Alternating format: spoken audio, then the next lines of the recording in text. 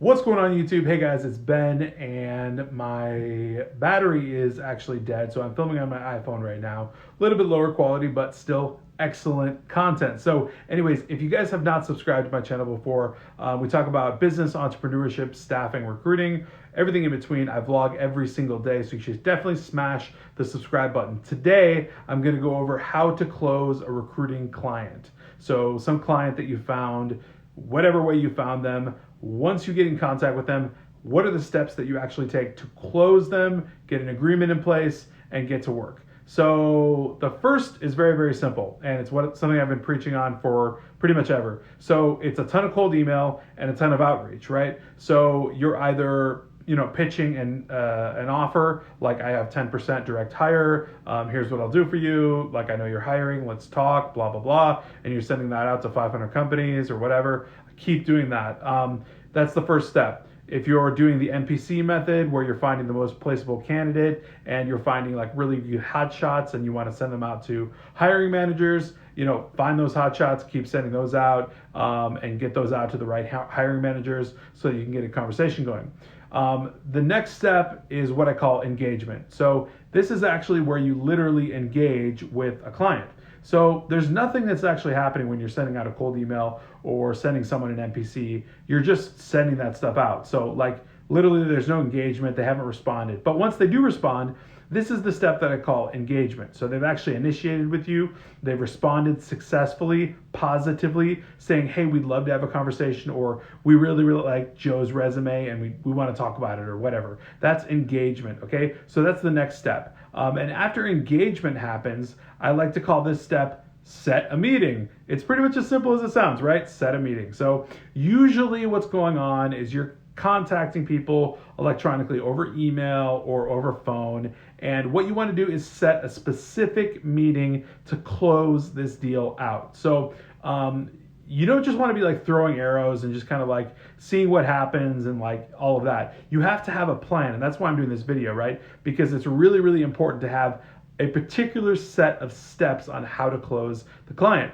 So set a meeting, set a phone meeting, invite any stakeholders on their side that are going to be important for this decision. Anyone that needs to be there to make this call and close the deal has to be on this meeting. So just let them, decide what time and day would be good for them, good for you, blah, blah, blah. Set it up as a simple phone meeting. You could do a Zoom call, you could do whatever, but let's not get too crazy. It usually ends up just being a phone call. And honestly, most of these are closed in like 15 minutes, unless something goes wildly crazy and they have a ton of questions. So setting a meeting. So let's go to the phone meeting, which is the next step, the actual phone meeting itself. So here's what's happening on the phone meeting. You are presenting your offer.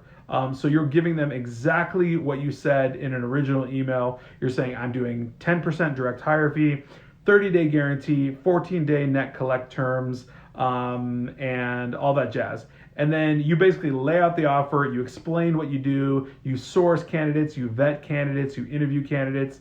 You maybe talk about some of the experiences you've had with some other clients where you've placed similar candidates. So you give yourself some star power, like they get excited about using you. They should already be excited if you're at 10% anyways. So this is here where you also answer questions. So undoubtedly they may have a question or two. You address every question professionally, giving them the proper and polite answer. Whatever they need to hear pretty much to close the deal, tell them, okay? So this is where they might, ask you questions about like, have you actually placed for this particular type of candidate?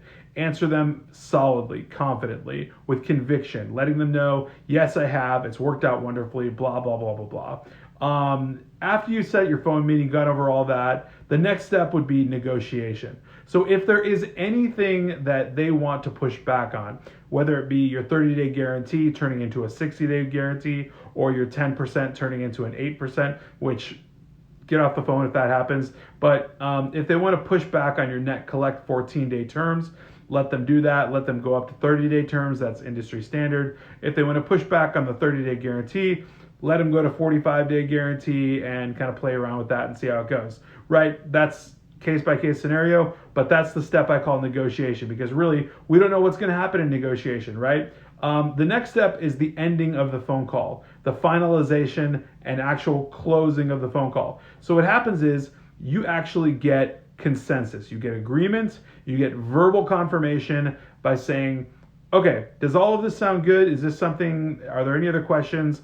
Is this something that you guys would actually, put pen to paper on? Would you like to ink this deal? Do you want to move forward, etc.? Ask them that question. Ask them if they'll move forward on this and all of that. And then the next step after that would be actually saying, hey, Bob, I'm going to go ahead and send over an agreement. Everything that we just talked about is going to be in that agreement. I'm going to send it via DocuSign, which is exactly what I do, and I highly recommend that you guys do it. I don't get paid by DocuSign to say that, but I always send a DocuSign. So ending the phone call like that, saying I'm going to send over an agreement, asking them questions like, hey, is there anybody else that's in the process that may need to review this? Are there a few set of eyes that need to take a look at this agreement before it gets signed? This will give you a ton of information because you want to find out how fast you're going to get this back. It's really, really important for your business and your business flow to know, when this thing's going to get signed, how many other people have to look at it. Is it going to be 2 weeks? Is it going to be 2 days? Is it going to be a day? Is it going to be within an hour? Like,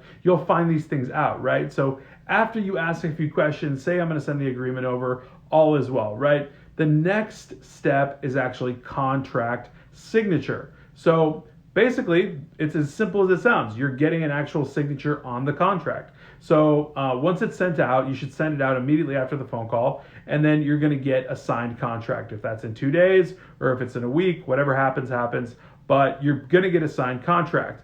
Now, let me reiterate, never, ever, ever source or do any sort of work before that contract is signed. You will 100% be doing free work for a client and you will not be making money. There's no guarantee they will ever sign it. There's never a guarantee they're going to sign it. And so you just don't do anything until you get a signed contract, period. So once the contract is signed, you're all good. And while you begin the steps of sourcing and interviewing and putting up ads on like Indeed or Craigslist or using Indeed Resume Finder or using LinkedIn or whatever tools you're going to use, you do a quick exchange with them.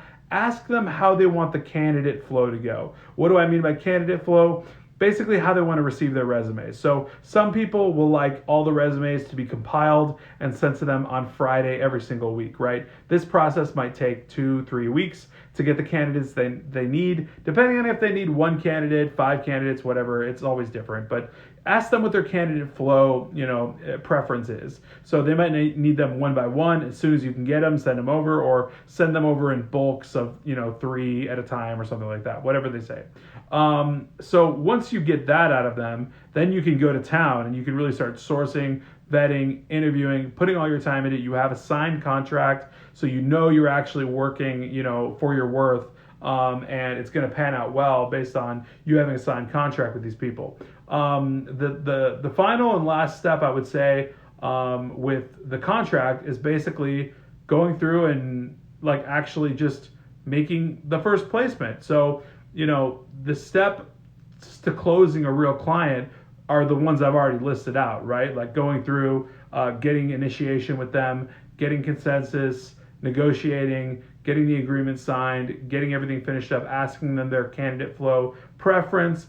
But the last and final thing would pretty much just be, basically like sending over candidates and then getting feedback is what I'm trying to say. So start sending over your candidates, get some feedback, find out if they hate candidates you're sending, if they love candidates you're sending, whatever it might be, right? And then you calibrate. So you recalibrate, and that's another video. And I've done videos like that before on interviewing candidates and what to look for and what not to look for.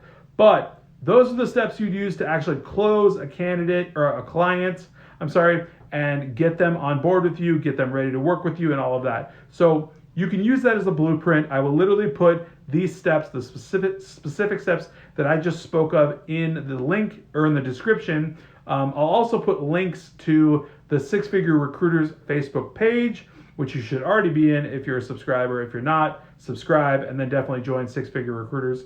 Also, I'll put a link into the Six Figure Recruiter Facebook page where you can ping me directly and give me your email address, and I can send you email templates or contracts, samples that you can use and edit on your own. But anyways, guys, that's all I've got today for Sunday night. I hope you had an awesome weekend. I'll definitely be catching you on Monday, and take care, everybody.